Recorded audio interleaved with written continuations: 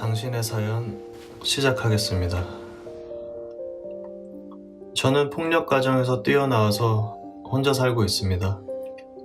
어릴 때부터 아버지라고 부르고 싶지도 않은 역겨운 존재한테 온갖 신체적, 성적, 언어적 학대를 당하며 자라서 그냥 저라는 사람 자체가 제대로 형성되지 않은 것 같아요. 자존감도 낮고 그냥 누구에게도 애정을 느껴본 적이 없는? 주려고 노력해도 제가 견디지 못하고 금방 도망칩니다.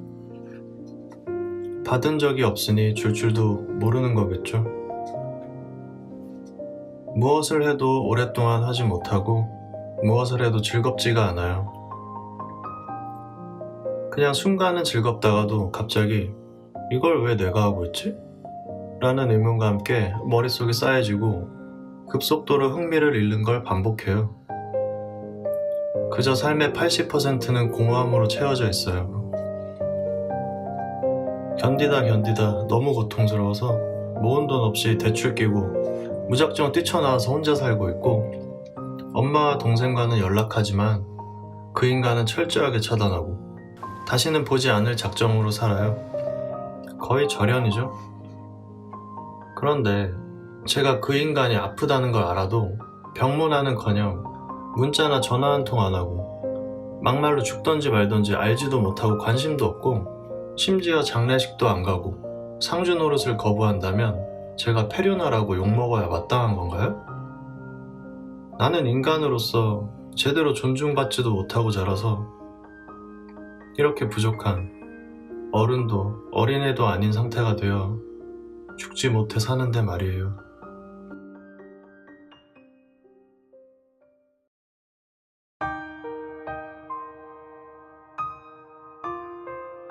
안녕하세요, NNS입니다.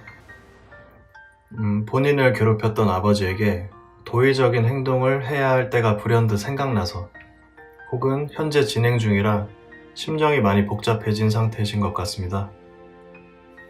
아버지는 당신을 오랜 시간 괴롭혔고 그 내용이 당신이 아버지라고 더 이상 부르고 싶지 않을 정도의 것이라면 그런 아버지를 위해 아무것도 하실 필요가 없을 것 같습니다. 혹시나 아버지의 장례식을 거부하고 상주를 하지 않았다고 했을 때 그런 당신을 누군가가 욕하는 사람이 있고, 그 사람이 당신이 아버지로부터 겪은 장시간 이어온 학대를 알고 있는 상태라면 그 사람은 앞으로 만나지 않는 것을 적극 추천해드립니다. 말씀하신 대로 신체적, 성적, 언어적 피해를 아버지로부터 오랜 시간 받아왔다면 말이죠.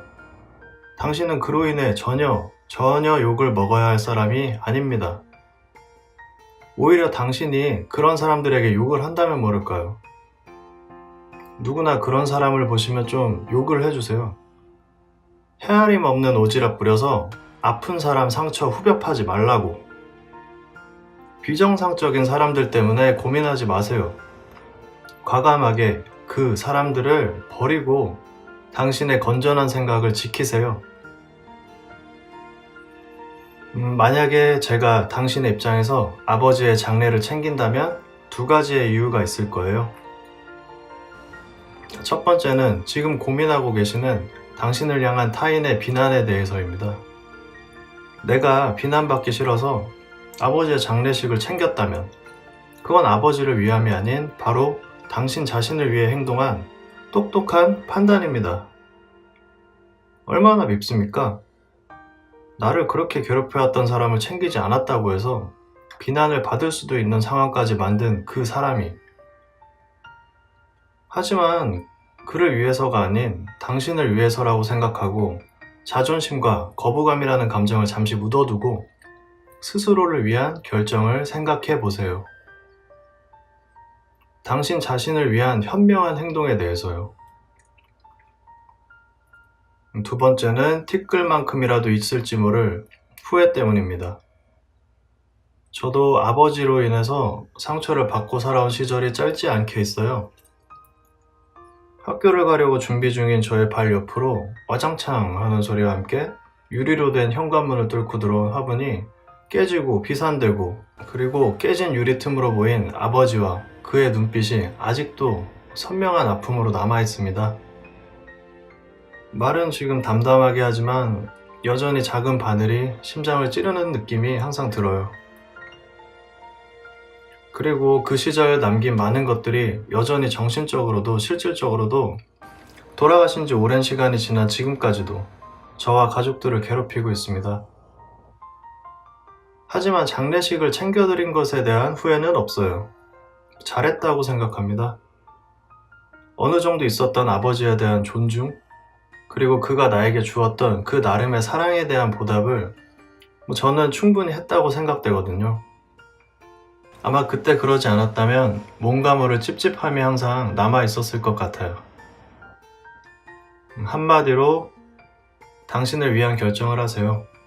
그래야 할 때입니다.